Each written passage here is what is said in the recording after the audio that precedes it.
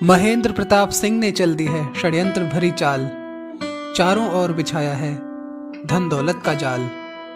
उपन्यास के इस भाग में सुनते हैं बाप के नहले पर बेटे के दहले का कमाल, और जानते हैं कैसे मचता है प्रताप कोठी में बवाल।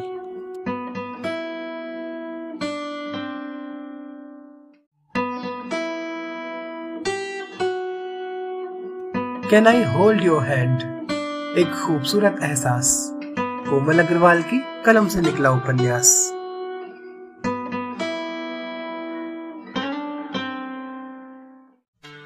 नमस्कार दोस्तों, मैं हूं आपकी अपनी कोमल अग्रवाल और आपके लिए लेकर आई हूं मेरे लिखे उपन्यास can I hold your hand, एक खूबसूरत एहसास का 99वां भाग।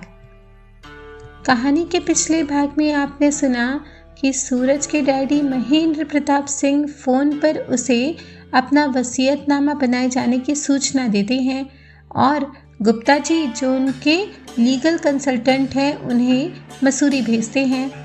गुप्ता जी सूरज को 2 फाइल दिखाते हैं, लाल और नीली, जिसमें लाल फाइल में दिल्ली की तमाम जायदाद से सूरज को बेदखल करने की बात लिखी होती है। सूरज उस पर हस्ताक्षर करने ही वाला था कि तभी गुप्ता जी का असिस्टेंट अनिल उसे नीली फाइल पढ़ने के लिए कहता है। अब आगे। सूरज ने जैसे ही नीली फाइल के पन्ने पलटने शुरू किए, वैसे ही गुप्ता तेजी से आए और उसके हाथ से एक तरह से फाइल झपट ली। उनके ऐसे व्यवहार पर सब चौंके। अनिल भी उन्हें आश्चर्य से देखने लगा। इसे मत पढ़ो बेटा, उन्होंने कहा। लेकिन क्यों? सूरज हैरानी से बोला। मुझसे महापाप हो गया बेटा, मेरे हाथ क्यों नहीं कांपे इस दस्तावेज को बनाते समय? गुप्ता जी बड़बड़ाने लगे। ऐसा क्या है इसमें? सूरज ने गंभीर होकर पूछा। सवाल सीधा था मगर गुप्ता जी के लिए नहीं। मैंने बोला ना बेटा, इसे नहीं पढ़ना है। उन्होंने फाइल को अपने हाथ के नीचे दबा लिया, जैसे उन्हें उसके छीने जाने का डर हो। पाखी इस घटना से और आशंकित हो गई। उसने मन ही मन शिव बाबा को याद किया और प्रार्थना करने लगी। अगर सूरज बाबा पूछ रहे हैं तो बता क्यों नहीं देते गुप्ता जी? शंकर काका ने कहा। यस अंकल, आपको बताना ही पड़ेगा। मैं भी तो जानूं कि डैडी ने कौन सी गंदी हरकत की है इस बार। सूरज ने आवेश में कहा। नहीं बेटा, मेरी बात मानो, ये फाइल मेरी भूल का नतीजा है। ये मैं आपको नहीं दे सकता, और जो भूल मुझसे हो गई है मैं ही उसे सुधारूंगा, मैं ही करूंगा इस पाप का प्रायश्चित। सूरज को गुप्ता जी की बातों से और परेशानी हो रही थी। वह और जानने को व्यग्र हो गया। ये मत भूलिए अंकल कि आप सूरज प्रताप सिंह के सामने बैठे हैं। मुझे सच जानना है, आप सीधे तरीके से बताएंगे या? वह कहते कहते रुक गया। पाखी ने उसके हाथ पर अपना हाथ जो रख दिया था। गुप्ता जी निरीह दृष्टि से कभी सूरज को तो कभी पाखी को देख रहे थे और फाइल को कसकर मोड़ते जा रहे थे। काका, सूरज ने आदेश दिया। शंकर काका उसके आदेश पर फाइल लेने के लिए आगे बढ़े। उन्हें आता देख अनिल अपनी जगह से उठ खड़ा हुआ। सूरज सर, इसमें गुप्ता सर जी की बिल्कुल भी गलती नहीं है। आपके डैडी ने आपके बारे में इन्हें उल्टी सीधी पट्टी पढ़ाकर ये कागजात तैयार करवाए हैं। मसूरी आकर हमने जब इंक्वायरी की तो पता चला कि आपने होटल गैलेक्सी को कहां से कहां पहुंचा दिया है और आप यहां के टॉप मोस्ट बिजनेस लीडर हैं। लेकिन इसका इस फाइल से क्या ताल्लुक है अनिल? सूरज ने पूछा। ताल्लुक है, और बहुत गहरा ताल्लुक है। अनिल बोलता हुआ गुप्ता जी की तरफ देखने लगा, पर गुप्ता जी ने उसे आंखों के इशारे से मना किया। ये क्या पहेली बुझा रहे हैं अंकल? बचपन की बात और थी, मेरे सब्र का इम्तिहान मत लीजिए, सूरज आवेश में आकर बोला। अनिल ने गुप्ता जी के हाथों के नीचे दबी फाइल को ली और उसे खोलने लगा। गुप्ता जी ने राधा काकी से इशारों में कुछ बातचीत की। काकी उनका इशारा समझकर पाखी के पास आई। बिटिया, अंदर चलो, यहाँ तुम्हारा कोनो काम नहीं। पाखी असमंजस में पड़ गई। वह सूरज को कैसे छोड़कर जाए। सूरज का क्रोध चरम सीमा पर पहुंच गया था। कोई कहीं नहीं जाएगा, वह चिल्लाया। अनिल, पढ़ना शुरू करो।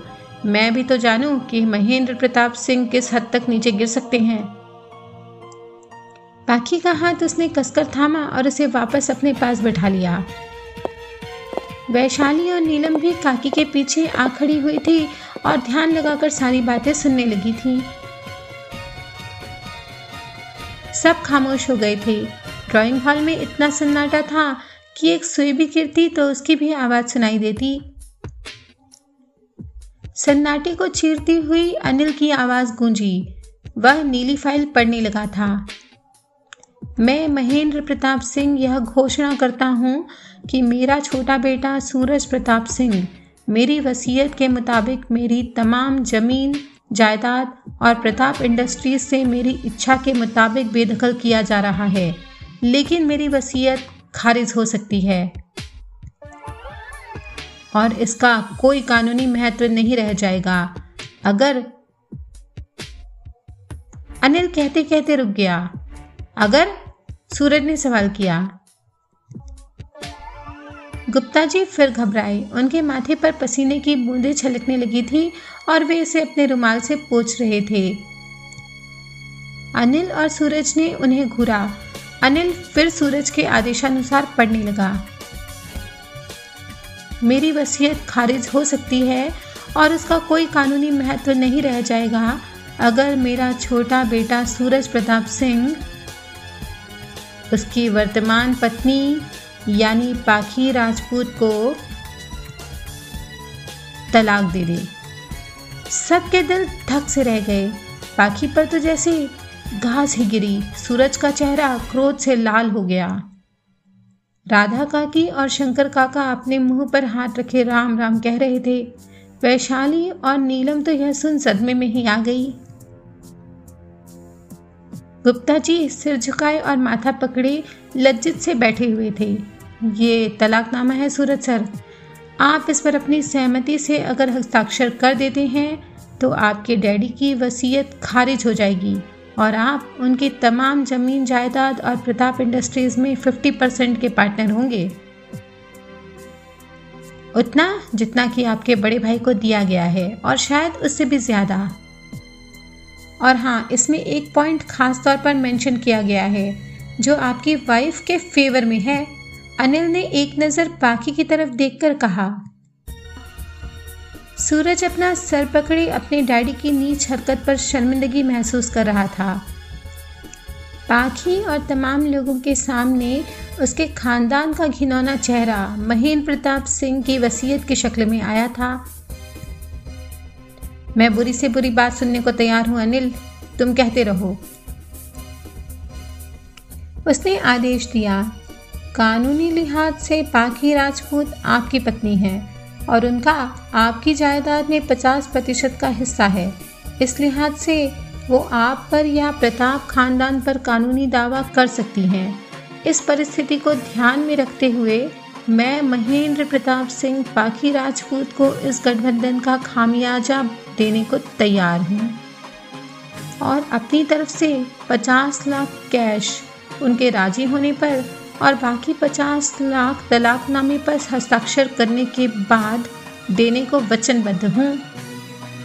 अगर वो चाहे तो इस राशि में कुछ बढ़ोतरी भी कर सकती हैं। अनिल ने अपनी बात पूरी कर नीली फाइल को सूरज और पाखी के सामने लाकर रख दिया। सूरज ने पाखी की तरफ निगाहें उठाकर देखा। उसकी आंखें छलछलाने को हुई, पर पाखी ने उसे अपनी आंखों के इशारे से शांत रहने को कहा।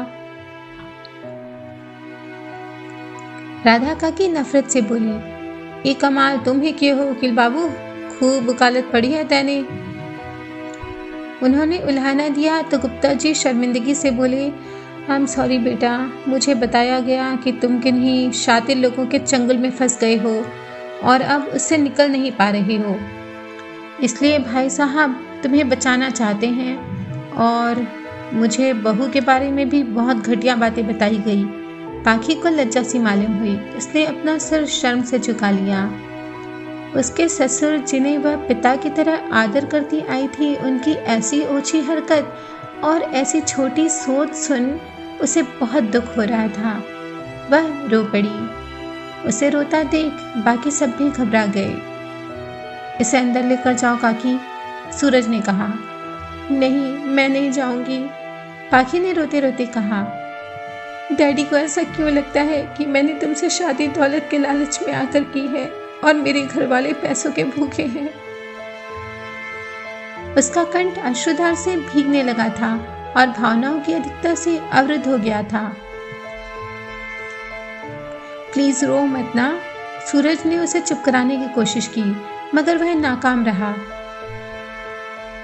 पाखी ने इस बार गुप्ता जी की तरफ लक्ष्य करके कहा, अंकल जी, अगर आपके बेटे मुझसे कह देंगे कि वो मुझसे तलाक चाहते हैं तो बिना एक पल की देर लगाए मैं इस कागज पर हस्ताक्षर कर दूंगी और यह भी लिख दूंगी कि मेरा प्रताप खानदान की जायदाद और दौलत में कोई दखल नहीं है। 1 रुपया भी नहीं चाहिए मुझे और मेरे परिवार वालों को।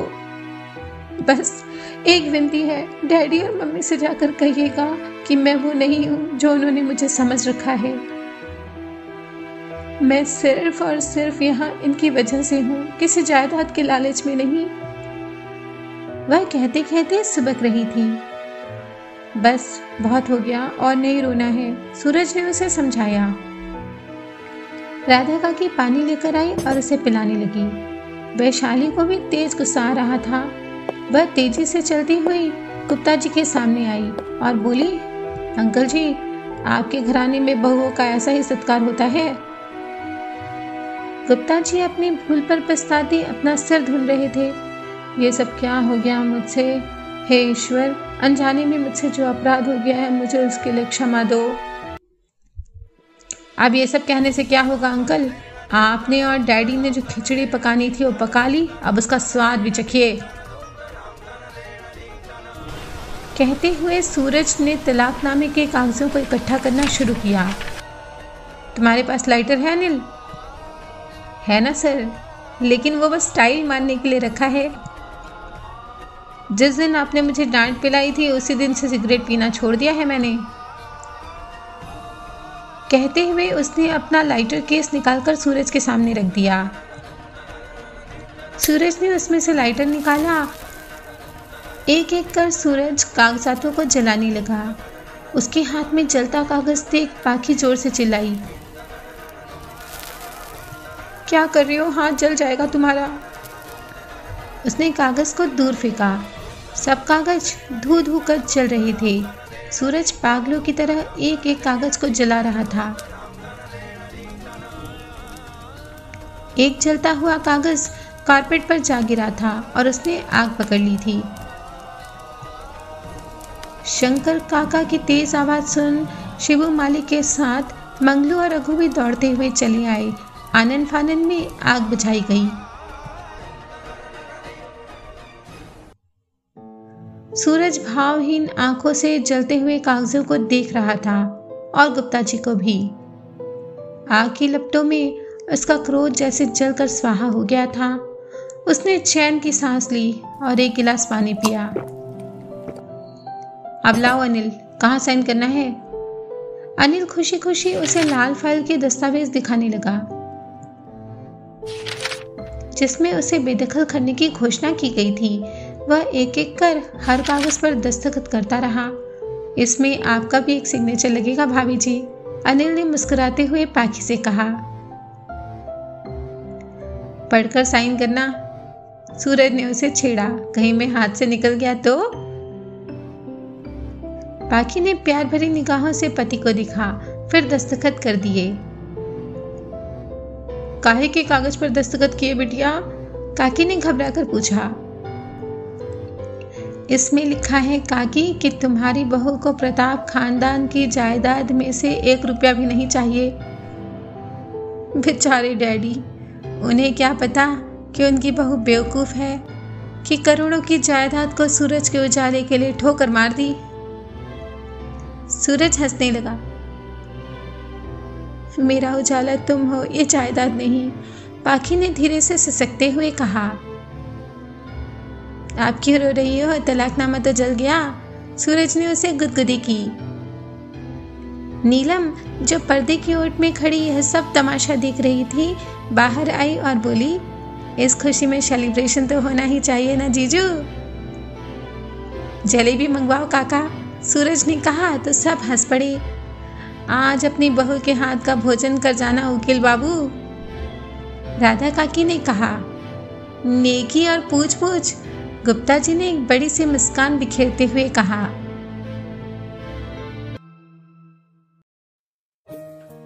तो दोस्तों, प्यार की विमल धार से परिवर्तित होता व्यवहार और प्यार के प्रबल वार से खंडित होता अहंकार। आज आपने दोनों ही स्थितियों को देखा और सुना। तो कमेंट बॉक्स में टाइप करके बताइए कि कैसा लगा हमारा यह प्रयास।